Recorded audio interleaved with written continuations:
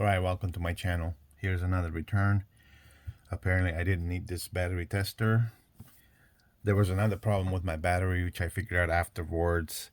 I did use it. It wasn't as easy to use, at least, well, I didn't think it was. You can just put it on there. You have to tell it what batteries, what car, model, number, etc. You have to input a lot of information, which is fine for someone else who's got the time. I thought you just put it on there and see what voltage it gives out. But apparently there are different size batteries, which I understand the logic. So yeah, probably I would use this again if I had to, if I was forced to. My battery is brand new. I bought it this summer, so there was no reason for it not to work. However, I figured out the problem. It was the negative cable going from the battery to the truck side over there. It's probably like a foot long, the cable, that cable. And when I put it on top of the battery, on the negative, right, when I connect it, it seems like it's losing power for some reason when it's stretched out to the max. Something is causing a short. So without any further ado, this is going back. It's not needed. So I'm going to put it back in the bag. You can see this is in good shape, like new. There's nothing wrong with it. It's not damaged or anything.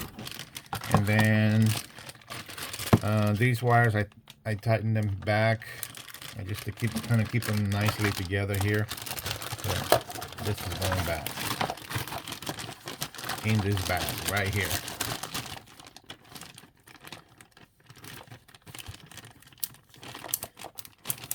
Okay, this came with a booklet, user's manual, brand new. I mean, this will tell you everything that you need to know about this, right?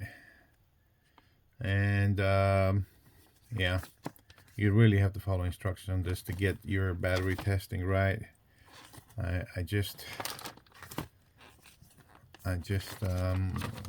can tell you, I wouldn't use this. Oh, this is French already. So just a few pages. Okay, I get it. So it's not that much. Good. So that's going back.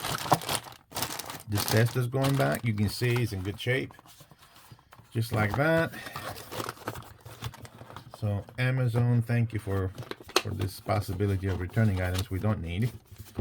We really don't need this one.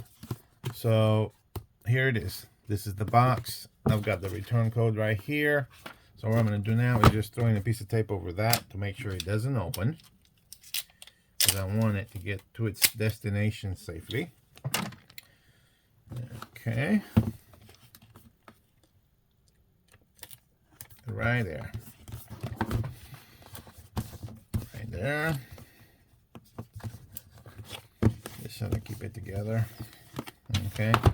And then I'll cut this out right now. Let's see if I can do that.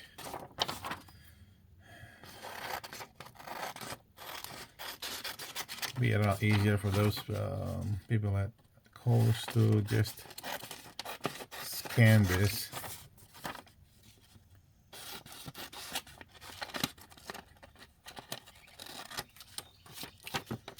And process the return quickly and easily. All right, so this is what I'm going to do. I think I'll put it over here. I think I'll put it here. And then I'll use a different kind of tape for this. I'm going to go with this right here. Like that. And then this. By the way, I have a whole 7 clips, a whole series, or I don't know, a whole chapter of replacing the starter on a Nissan 2002, Nissan Frontier XE. I looked for those videos on YouTube, couldn't really find in detail, video in detail, showing in detail. It's just mechanics and such, people trying to do it, and they show you beginning and end. So I filmed the whole process. If you're interested, if you have a Nissan 2002 Frontier XE, you can actually find that video on my YouTube. So this is ready for return, and watch all of those 7 clips if you have the time, because it's over 2 hours. Gosh, but it's the whole process. It'll give you a real-time feeling what you have to do to replace it, and I was struggling with it at first. So anyway, that's that on that. But this here, like new, it's gonna be returned today, going back to whoever sold it on Amazon. Thank you for letting me try it out. It was great, but really didn't need it. My cable on the battery is the problem, and that I'll have to address at some point. Right now, I didn't tighten the negative, so the truck starts on the first key. No problem at all. And that cable is kind of snug tight right now as it is. I don't know, maybe that's the problem because somewhere in the connector is losing power. I don't know what's going on. But needless to say, problem is solved. This was not needed. Going back. And by the way, this phone that I'm recording with is a S21, is also going back. That'll be that return later today or tomorrow. And I'll tell you briefly, but I'll tell you more on that clip. But the S21 that I'm using right now, it was running out of memory. I had a 128. And I have ordered for my new phone. I'm going back to the S20, just so you know. But I have ordered this memory for the S20 because I do a lot of video clips for YouTube. This is a 512 gigabytes, and I believe this is more than what I need. But this right here is going to be used for the next phone that I'm going to use for YouTube. The S20 is a good camera, just so you know.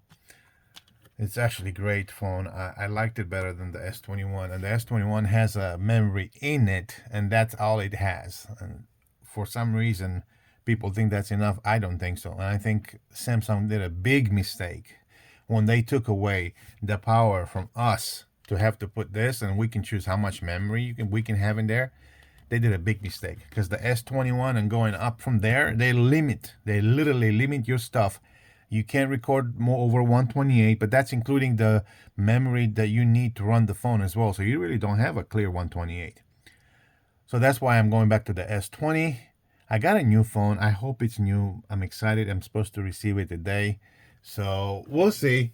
I think that's it on this one here. I've said too much, but you'll get more from me when I receive that phone. Again, thank you for watching. I appreciate your support. And I'll catch you on the next video. God bless.